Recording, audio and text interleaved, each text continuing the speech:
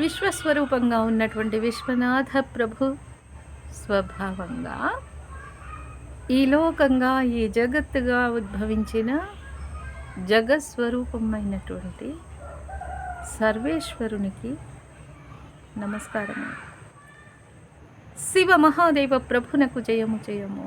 శ్రీ తిరుమలారు స్వామికి జయము జయము. తిరుమందిరమునకు జయము జయము. మనం శ్వాసని గురించి నిన్నటి విభాగంలో కొంత తెలుసుకున్నాం. ఈరోజు స్వామి ఏం చెప్తున్నారంటే, ప్రాణాయామం తర్వాత ఏంటంటే మనకి అష్టాంగ యోగంలో ప్రత్యాహారాన్ని గురించి స్వామి మనకి ఇలా చెప్తూ ఉన్నారు. 578వ మంత్రంలో మనస్సు యొక్క తిరోగమనంతో లభించే ఆశీర్వాదాలు ఎలా ఉంటాయో ఆ విషయం చెప్తున్నారు. మనం ఇంతకుముందు ప్రాణాయామం గురించి తెలుసుకున్న దాంట్లో ప్రాణాయామం ఎలా సంభవిస్తుందో, ఎలా జరుగుతూ ఉందో, దానిపైన ఎలా అదుపుని సాధించాల్సి ఉందో, ఎలా సాధించవచ్చో స్వామి చెప్పున్నారు.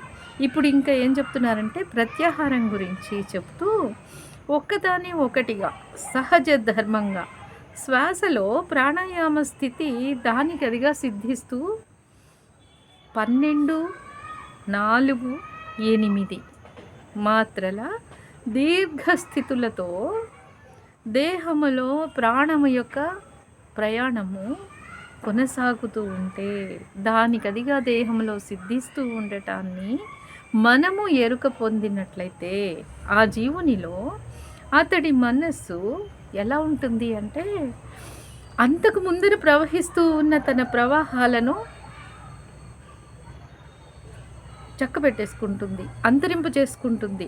బాహ్య వర్తనాల నుంచి అంతర్వర్తనాలలోకి ప్రవేశపెట్టుకుంటుంది. తనని తాను తన లోపలికి దర్శించుకోవడం మొదలు పెడుతుంది. అలా సంభవిస్తున్నటువంటి ఆ సాధనలో దానికదిగా జరుగుతూ ఉన్నటువంటి ఆ సాధనలో ఒకానొక నాడు ఏమవుతుందంటే, ఎన్నో విధాల జరుగుతూ ఉన్న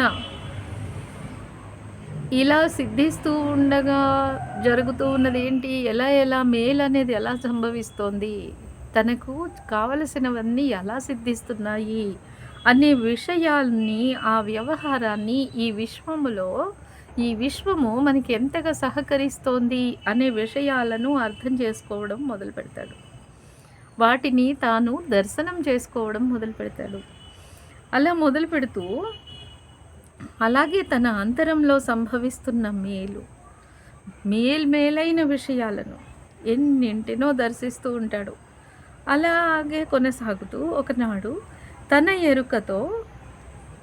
ఎరుకలో విశ్వనాథ విభువైన మహాదేవ ప్రభుని కలుసుకుంటాడు అంటున్నారు స్వామి. ఆ విశ్వనాథ విభుడే ఊర్ధ్వమందు అధమమునందు అన్ని వైపులా దశ దిశలలోనూ ఇక్కడ అక్కడ ఇంతకుముందు ఈ పైన ఇక ముందు ఇప్పుడు వర్తమానంలో భూత భవిష్యత్ కాలాలలో దశ దిశలలో అంతటా తానే ఎప్పుడు అప్పుడు ఇప్పుడు ఎప్పుడు శాశ్వతునిగా అనంతునిగా పురాతన కాలం నుండి ఉన్నాడు అని వేదాలు తెలియచేసిన, ఇప్పటికీ అన్ని చోట్ల అందరూ వెతుక్కుంటూ ఉన్న ఆ వేలుపు ఎవరైతే ఉన్నారో ఆ వేలుపును తనంత తానుగా ఆ వేలుపు ఇలా నీవు ఉన్నప్పుడు ఈ స్థితిలోకి నీవు రాగానే ఆ మహావేలుపు మహాదైవము నిన్ను కలుసుకుంటాడు అంటూ విశ్వనాథునితో మనం కలియగలిగినటువంటి ఆ మహోత్కృష్టమైన సంభవం అనేది ఎలా సంభవిస్తుందో ఈ మంత్రంలో తెలియజేస్తూ ఉన్నారనమాట. నిష్ఠగా నిశ్చలంగా ప్రాణాయామ ప్రక్రియను గమనించడంలో మరింత నిలకడ, మరింత నిశ్చలత సిద్ధించడం ద్వారా లక్ష్యం సిద్ధిస్తుంది.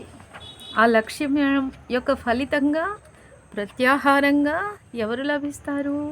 స్వామి యొక్క సాన్నిధ్యము లేదా స్వామి యొక్క కలయిక, ఏకత్వము అని ఏదైతే చెప్పబడుతుందో అది సిద్ధిస్తుంది అంటూ స్వామి చెబుతూ ఉన్నారు. అటువంటి పరమకారుణ్యమూర్తి అయిన శివ మహాదేవ ప్రభునకు జయము జయము. శ్రీ తిరుమలవార స్వామికి జయము జయము. తిరుమంతిరమునకు జయము జయము. ఇక 579వ మంత్రంలో ఈ ప్రత్యాహారమే ఇంకా ఇంకా ఎలా ఎలా ఉంటుంది అనే విషయాన్ని స్వామి చెప్తూ ఉన్నారు. శ్వాసను నాభి స్థానానికి క్రింద కుంభించడాన్ని గురించి చెప్తున్నారు. ఎవరికి అతని కారుణ్యము లేక ఆ 12 మాత్రల కాలము శ్వాసను స్థిరము చేసే పైన చెప్పబడిన దివ్య కళ తెలియదు. అతని మహాకారుణ్యం ఉంటేనే అది తెలుస్తుంది.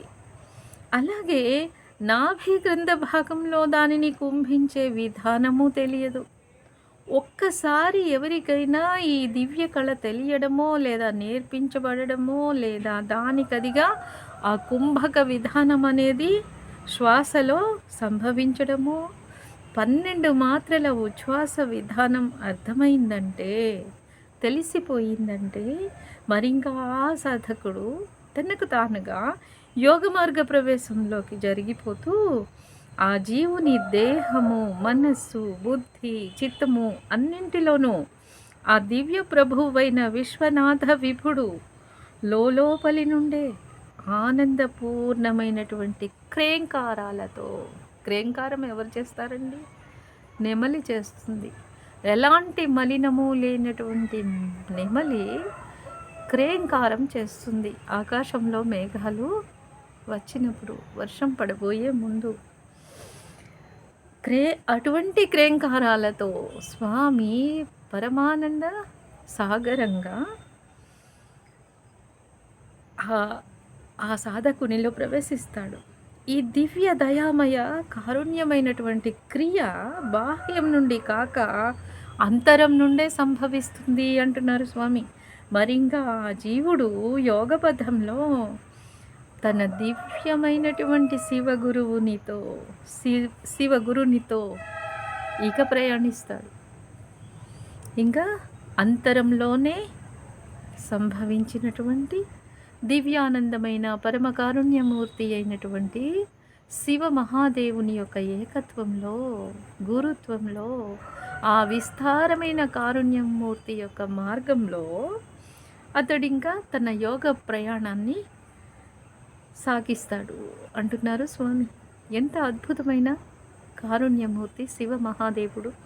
శివ మహాదేవ ప్రభునకు జయము జయము. శ్రీ తిరుమలార స్వామికి జయము జయము. తిరుమంతిరమునకు జయము జయము. తిరిగి మరో విభాగంలో మళ్ళీ కలుసుకుందామండి. మీరంతా చాలా ఏకాగ్రతగా దీన్నంతా తెలుసుకుంటూ ఉన్నందుకు చాలా చాలా కృతజ్ఞతలండి. Thank you.